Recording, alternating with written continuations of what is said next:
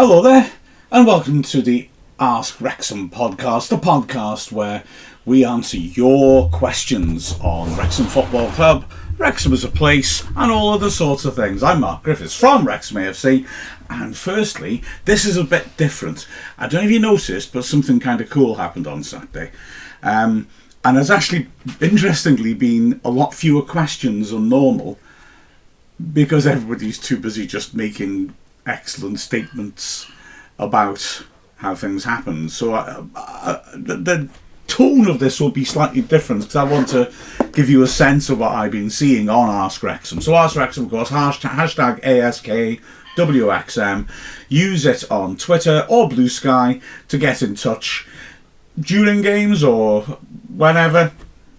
And we'll try to answer your questions during commentary or if not on this podcast. But like I said, this is a back-to-back-to-back edition, special edition. So let's kick off. Kenneth Ryan James, how does it feel to go back-to-back-to-back? Congratulations, Wrexham AFC. How does it feel? Well, let me tell you, pretty good. To be honest, it is astounding. I've got to be honest with you. A lot of people, obviously, it's a question to ask, isn't it? I've been asking me how I feel about it, and if I'm frank, I think I'm kind of, I don't want to say I've got ice in the blood, but I think I do tend to take things in my stride, and I think over the years I've conditioned myself to be like that with football, because, I tend to be, don't get too low with the lows, don't get too high with the highs, and I think the conditioning element is because I know during the matches I'm doing a job, so I need to stick to a job. But even so, and even though I'm a bit like that, I've just been a bit hyper the last few days, a bit overexcited, if I'm honest. It is astounding, and I just can't help closing the circle back to 1982 when we drop out of the Championship after our only 4 years at that level, to think we're going in there and we've got serious hope that we can hit it running and try to make an impact this time is a mind-blowing thought. I guess that's the thing that's uppermost in my mind, apart from also thinking back to 15 years in non-league and just feeling how that just feels like a different dimension now to what we're experiencing. Gosh. Ben Parker, I love this. I can't believe I'm in tears for a club I've never seen live, literally on the other side of the globe, back to back to back. So proud of this club, the players, coaches, support staff, and especially the owners. I just want to give Rob McElhenney and Ryan Reynolds a big hug. Don't we all? Don't we all?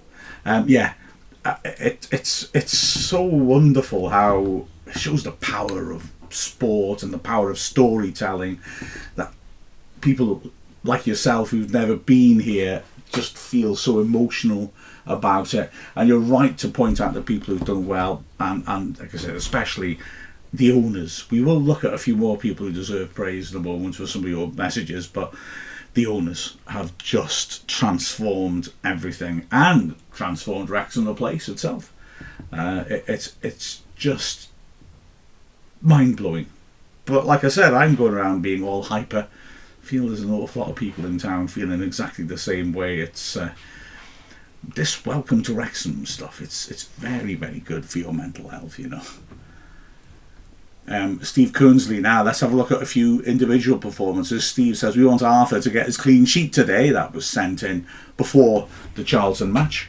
He did get his clean sheet, of course, and that equals a couple of records: most league clean sheets kept in a season by Wrexham, and most clean sheets kept in a season by Wrexham.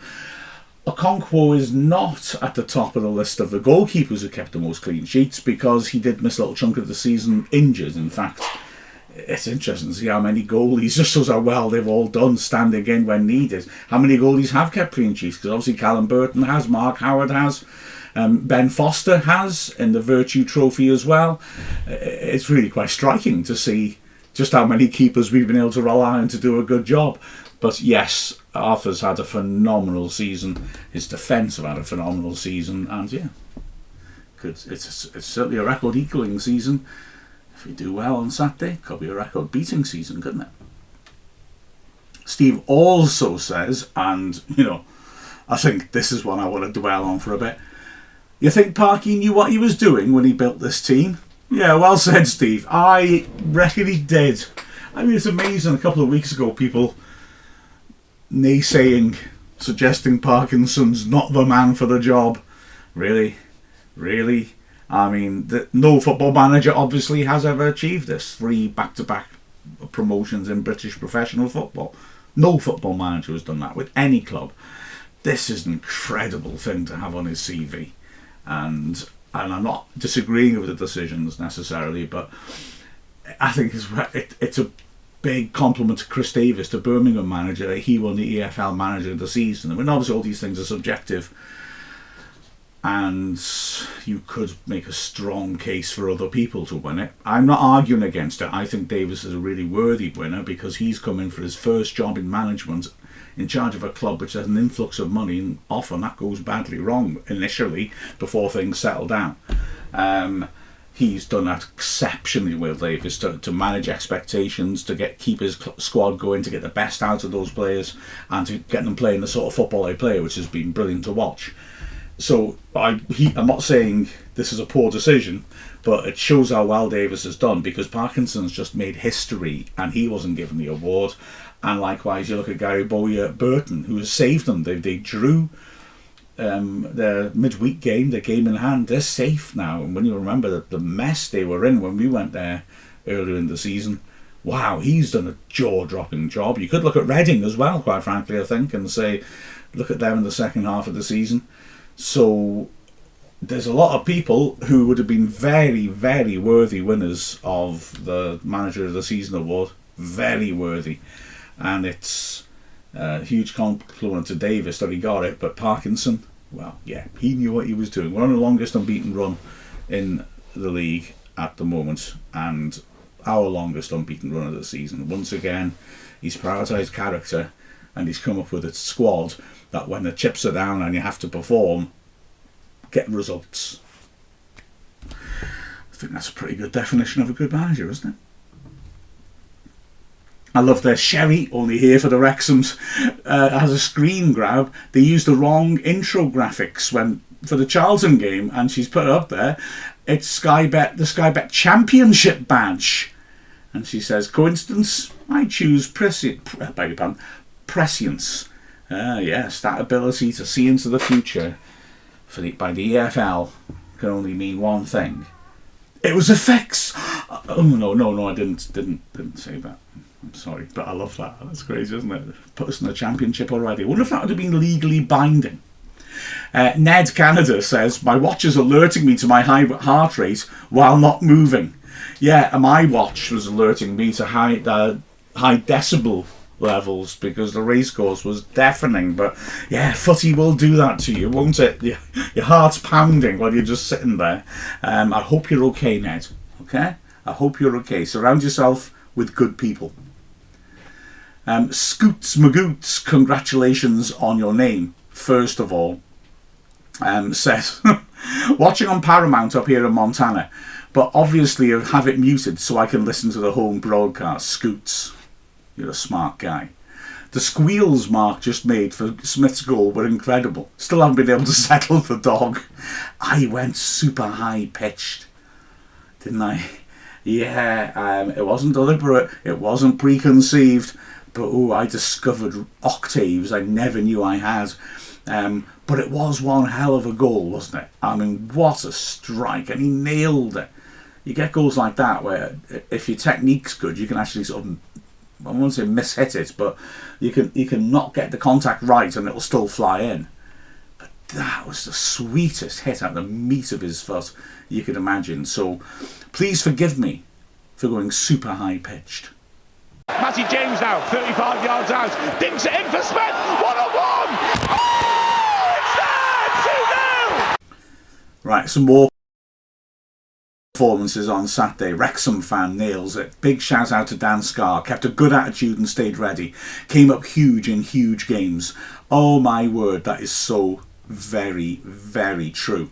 Scarr was outstanding. He comes in half time at Bristol Rovers against Bristol Rovers, does really, really well in that second half. He's outstanding at Blackpool. He's outstanding at Charleston. And I'm not using that word lightly. We brought him in as a star signing. I think I've said previously, lots of clubs, press were saying, hang on, how come Scarr's not starting? Because he was very much brought in as, this guy's an established high quality championship player who will take us up to the next level. But, you know, Owen O'Connell was playing so well, Scarr couldn't get in. But yeah, exactly right, Wrexham fan, to keep himself ready for action and prepared to go is a sign of incredible professionalism. To suck it up, because it must have been disappointing to be not getting regular games, is really impressive. And that Bristol Rovers game was the first time he was on the pitch since the Virtue Trophy semi-final, and the first league game, if I remember correctly, since about February. And yet he comes in and his levels are the highest they've been all season. Utterly outstanding. And he sees us over the line. Huge credit to him. Absolutely correct. And speaking of people who deserve huge credit, a lot of people said, I've got Wrexham fans here, Ollie Rathbone is a big moment guy. Opener so important. Ice in the veins. Oh, Rathbone's just been phenomenal, hasn't he, really? I mean, he's another player who's brought in having done well in the Championship, and he has delivered. He has done what we hoped. He's been a brilliant midfielder for us, and he's Championship ready, of course. But he scored more goals in his career, this season, than any other season in his career. Never scored 8 before, and he's come up with really important goals as well, hasn't he? So often, the first goal is what he scores. Ollie Rathbone has been an absolutely inspired signing, no two ways about it. Luke as well said, watching yesterday's highlights, Matty James' assist for Smith's first was exquisite. And I think Matty James has been another sensational signing. I mean, it's difficult to believe that when he left Bristol City, nobody signed him. Well, why didn't they sign him? The guy is clearly quality. He's last 3 seasons, he's in each of them started over 30 games in the Championship. This guy's playing at a high level. And I mean, why has no one snapped him up? Well, we did. Well, again, great work, Phil Parkinson. He's made an immense difference to our season. He is such a good player. And the technique for Smith. I mean, Smith does his job beautifully. But the reason he's able to is that James puts the ball exactly where he needs it. Exactly. I mean, a straight pass like that is going to go through to the keeper 99 times out of 100. The straight pass from deeper is the most difficult pass in the game. You know, picking out a striker, you have to do it with pinpoint accuracy, and that's exactly what he did. And it was a really high quality moment. And also, just to remind, it's a good weekend as well. On Sunday, there's old Mia Roberts. You know her, don't you? She scored in the cup final. Falkland did know they beat Vellinhelly 3-1 in the North Wales Coast FA Cup. And she got the opener. Wrexham, eh? Good old Wrexham. The women's team lost in the Welsh Cup final, which was such a shame. We go back and look at the other podcasts to good old Mia. She gave us another trophy over the weekend. Well done, you. Jekka, oh my gosh. Jekka says, hi Mark, me and my boyfriend met you in the turf last night. This is Friday night. We discussed your cats and curb your enthusiasm, among other things. The other half was going to ask you to propose on his behalf at half time. Whoa. Steve Kunze says, that would be an Ask Wrexham first. I'm still available if you need me for your romantic need. Oh, that came out wrong, didn't it? You know, I'll train up to be a minister. I'll get the certificate if you want, and we'll do it on the roof of the Wrexham Lager stand. No problem. That your partner has got great wisdom. That's all I can say. What a choice! What a choice that would have been. JD Lightning points out something which actually matters to me. Birmingham can no longer beat our 111-point season record. They can only tie it if they win their last 3 matches, and I don't feel like sharing. I'm recording this. What time is it now? Oh, they'll have just kicked off in their game in hand, their midweek game. I love that. I mean, we've done the back-to-back-to-back is astonishing, and it's the first time anyone's done it, and you're going to have to do something incredible to match that. I thought the 111 would be very, very difficult to match, and yet, fair play, Birmingham have dominated. So yeah, but I'm thrilled. At worst, we'll still have a tie of that record, because I love having that record. We had the best season in the history of English professional football, and we've also had the 3 consecutive best seasons in the history of English football. Let's let that soak in for a bit. Isn't that incredible? I think that might be why, the owners were getting a little bit of praise before. Just saying. Now, Bryant says, I love this. So you're telling me I have to learn a whole other league worth of teams again? I know it's a terrible imposition, isn't it? And the madwoman of Charlotte said, that's what I said. I always Google map the teams in town, see how far fans travel. 23 new teams to investigate. Oh, Birmingham, don't worry, we know them. And the playoff winners. So yeah, I think that's all part of the beauty of it, isn't it? I've got to say, from a personal perspective, when I was a kid, if Wrexham had an away game that wasn't local, my dad and I would still go to a match on the Saturday. We'd just find a random game.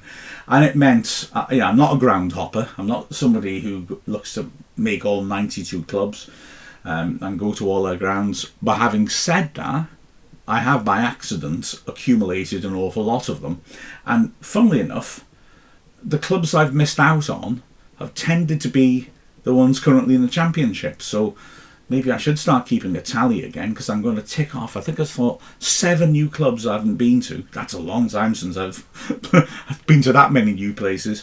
And also at least 1 who play in a different stadium to where I saw them before. So let's see if I can remember. The 3 relegated teams, I've never been to Southampton or Ipswich or Leicester. I've never been to Sunderland, and I've never been to Middlesbrough. I've never been to... I can't remember the other 2 now. What a mug. I don't know.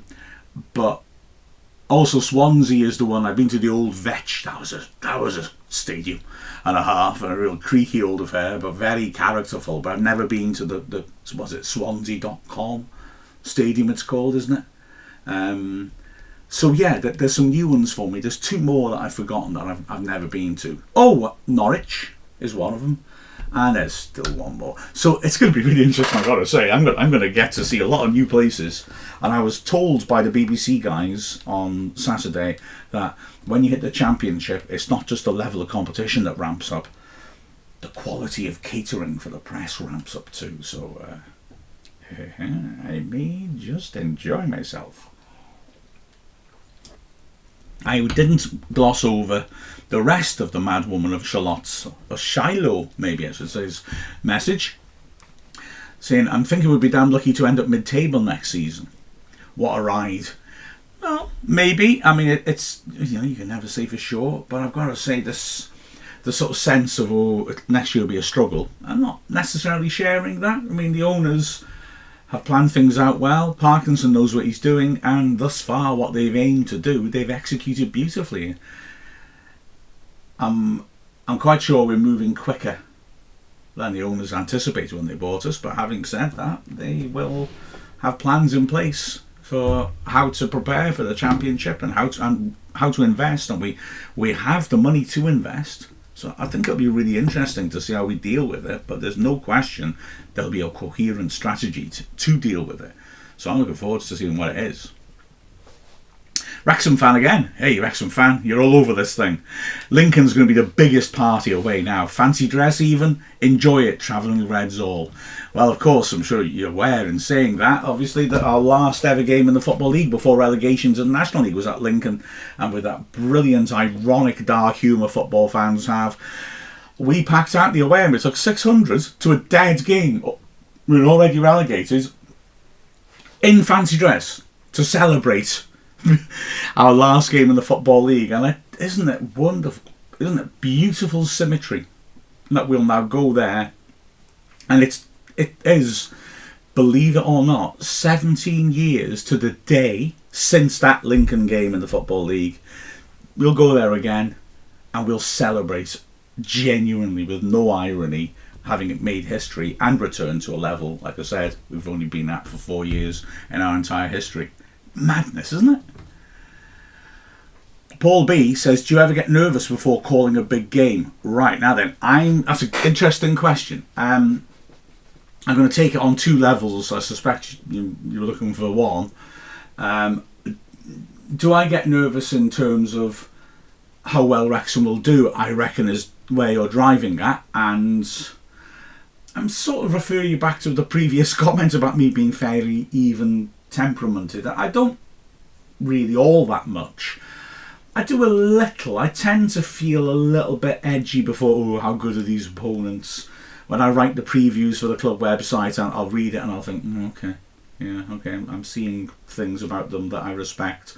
They could be difficult to beat.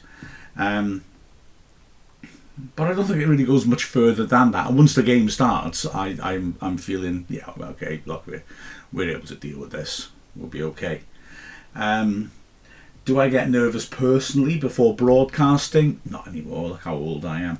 I'm often distracted by weird technical issues, and I'm phoning people up to say, hello there, have you pressed the correct button at your end? Because there's no link on the website or whatever.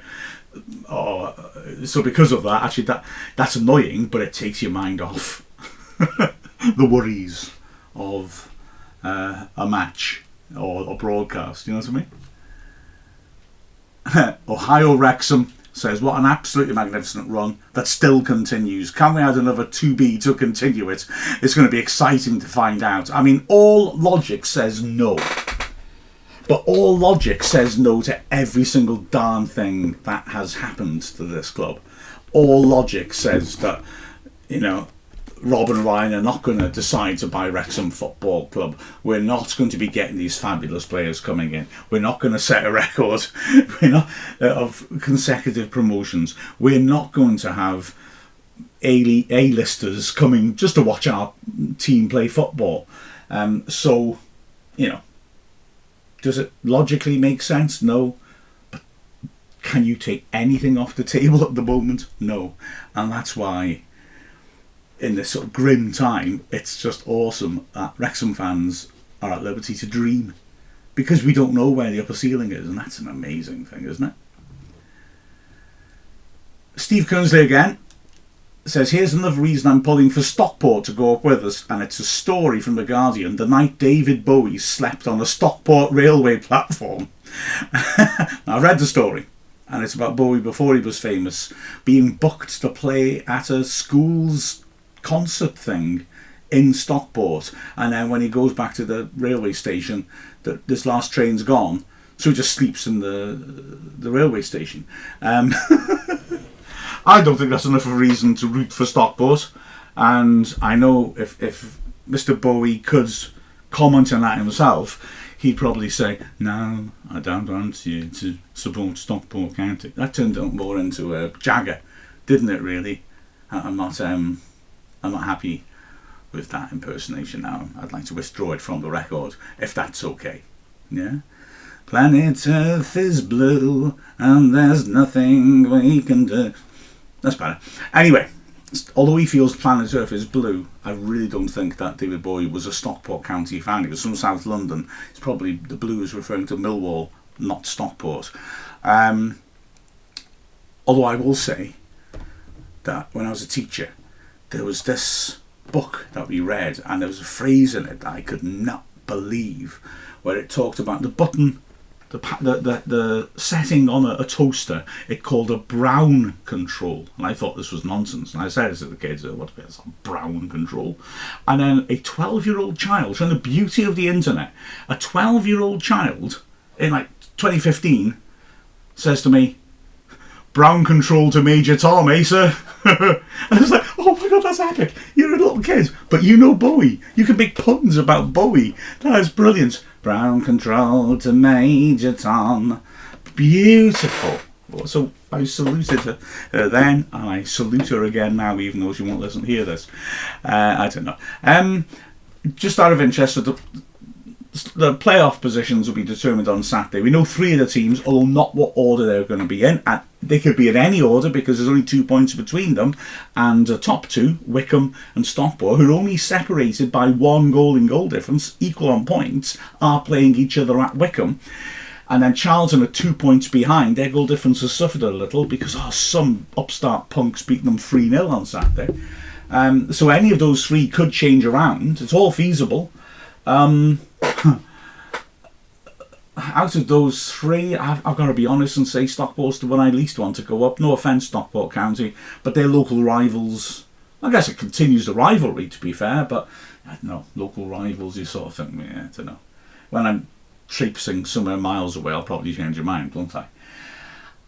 I think that I sort of, my heart says Wycombe, because fair play, they've been trying to win the title all season. I feel sorry for them that it's fallen away at the end. And then the other 6th place will be a straight shootout between Reading, who are at home, and if they win it, they should be fine and be in the playoffs, or Orient, who did us such a big favour last weekend. They're level on points, but Reading have a better goal difference, and they've got a home match. And I have sympathy for both those clubs, good clubs. Reading have gone through so much rubbish off the pitch that I kind of would like it if they got bent up as well. But anyway, we'll see. We don't have to worry about that too much, do we? Control. King Arthur's Magic Hands, I do like that name, says, in a few months Wrexham will be playing in a new league. Over the last few years these promotions have led to new kit designs. My question for the other fans is, what would you like to see in new kits? For myself, I love the current kits. I'd be happy to stay with them. It's interesting, in Britain about 20 years ago it was a big controversy that clubs changed their kits every summer, and there was talk, I don't think they did, that Tony Blair's Labour government was going to enforce like a sell-by date on football shirts, where you had to say how long you would have this shirt. So some teams would keep them for more than 1 year, but it slowly became less popular. And it was a big controversy in football, the cost of buying your kid a kit every year. It isn't anymore. People seem to have just accepted, okay, that's the way it goes. And now everybody changes all their kits every season, apart from very unusual circumstances. So I strongly think that, well, no, we will have a new kit next season because that's what everybody else does. But I also know it's nice because an awful lot of clubs just get off the peg versions in their colours of a kit if you're not in the Premier League, but we don't. We have bespoke kits created for us. We have creative people who deeply research what means something to the fans and to the area, and they go from there. So that's good, I think. You know, we have a bespoke special kit each year with logic behind it, and I think that's something to enjoy, I think. Well, I accept it's not cheap to buy them. That's it. That's the end of the pod. God blimey, doesn't time fly when you're waffling on in your converted garage? I tell you what, it was a joy going up. It's been a joy sharing it with you guys. Keep those questions coming. There'll be another Ask Wrexham next week. I'm keeping going through the summer, so keep those questions coming in.